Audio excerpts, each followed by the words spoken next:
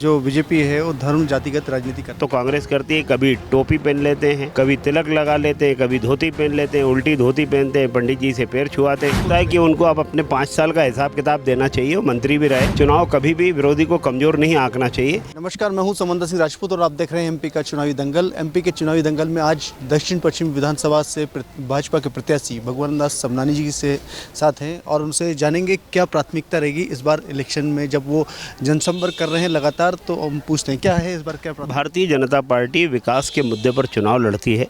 विकास लगातार हमने किया है।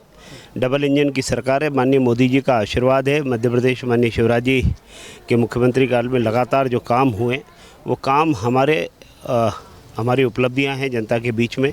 आगे भी और विकास का जो हमारा अगला ब्लूप्रिंट है वो घोषणा पत्र में सामने आएगा। निश्चित रूप से हम चाहते हैं कि मध्य प्रदेश में खूब विकास हो। उसमें भोपाल चूँकि राजधानी, तो राजधानी एक दर्पण होता है पूरे प्रदेश को दिखाने के लिए, तो निश्चित रूप से भोपाल में भी बहुत ज़्यादा विकास की संभावनाएं खुली हुई है। कांग्रेस ये आरोप लगाती है कि जो बीजेपी है वो धर्म जातिगत राजनीति करती है। मुझे लगता है कि धर्म और राजनीति, धर्म को राजनीति से जोड़ना और इस तरीके की बात तो कांग्रेस करती है। कभी टोपी पहन लेते हैं, कभी तिलक लगा लेते हैं, कभी धोती पहन लेते हैं, उल्टी धोती पहनते हैं, पंडित जी से पैर छुआते हैं, कुछ तो भी करते हैं। ये उनका मामला है, उनको समझ बैठता नहीं है, क्योंकि तुष्टिकरण की राजनीति उनके खून में बसी हुई है। इसलिए केवल तुष्टिकरण करना, आज अगर हिंदू समाज के साथ बैठना तो टीका लगा लेना, अगर मुस्लिम समाज के साथ बैठना तो टोपी लगा लेना, कुछ भी करते रहते। इसलिए क्या है कि हम सम्मान सभी का, तुष्टिकरण किसी का नहीं। इस बात से जनसंघ शुरू हुई थी। आज हमने जो नारा दिया है माननीय प्रधानमंत्री नरेंद्र मोदी जी ने, सबका साथ, सबका विकास, सबका विश्वास और सभी का प्रयास, तो सब मिलकर के कुल मिलाकर के देश को और ऊंचाइयों तक ले जाना, प्रदेश को और ऊंचाई तक ले जाना, बीमारू राज्य से विकसित राज्य की ओर लेके आएँ। और इसमें जो अवसर है उनको बनाने के लिए हमारे घोषणा पत्र में सारा उल्लेख होगा। इस विधानसभा से जो पीसी शर्मा जी जो विधायक थे, उन्होंने कहा कि बीजेपी के जो विधायक जी थे पहले, उमाशंकर गुप्ता जी मंत्री रहे, उसमें उन्होंने कोई कामकाज नहीं किया, बीजेपी कोई कामकाज नहीं करती। मुझे लगता है कि उनको अब अपने 5 साल का हिसाब किताब देना चाहिए। वो मंत्री भी रहे और कैबिनेट मंत्री रहे, फिर विधायक रहे। एक भी काम दक्षिण पश्चिम विधानसभा क्षेत्र में एक इंजीनियर जनप्रतिनिधि के नाते उन्होंने कोई उपलब्धि दी हो तो मैं मानने के लिए तैयार हूँ। एक भी काम उन्होंने नहीं किया, क्योंकि उनकी राजनीति की दिशा ही अलग है, उनकी कार्यपद्धति अलग है। इस बार आप जो जनसंपर्क कर रहे हैं, किस तरह का माहौल मिल रहा है, किस तरह? अभूतपूर्व उत्साह जनता में है और जनता लाडली लक्ष्मी योजना के बाद उस तबके में भी एक स्वाभिमान का भाव जागृत हुआ है कि जिनको सम्मान निधि मिली है।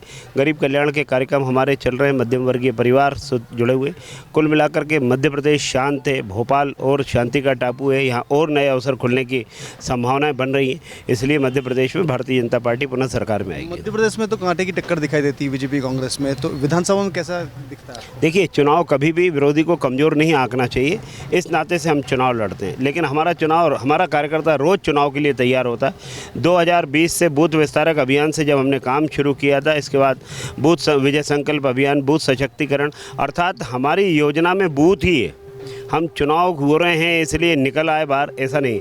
हमारा कार्यकर्ता रोज सेवा करता है, जिस दिन चुनाव आ जाए उस दिन के लिए वो तैयार है। बीजेपी के शीर्ष नेतृत्व ने आपको मौका दिया है यहाँ पर इस विधानसभा से? मैं शीर्ष नेतृत्व का बहुत साधुवाद करता हूँ। उन्होंने मुझ जैसे छोटे से कार्यकर्ता पर ये भरोसा रखा है। निश्चित रूप से उस भरोसे पर खरा उतरने का प्रयास करूँगा।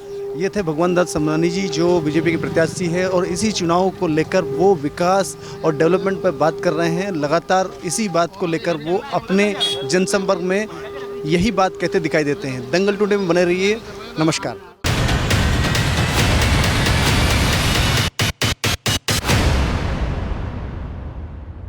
Rabindranath Tagore University Bhopal, only private university in MP to be NIRF ranked for 5 consecutive years. जहां है 600 से ज्यादा company tie-ups for placements, Atal Incubation Center for nurturing startups, Industry Academia collaboration for exposure of real industry world, 20 centers of excellence for research, साथ ही Global Festival विश्व रंग में शामिल होने का अवसर देता है।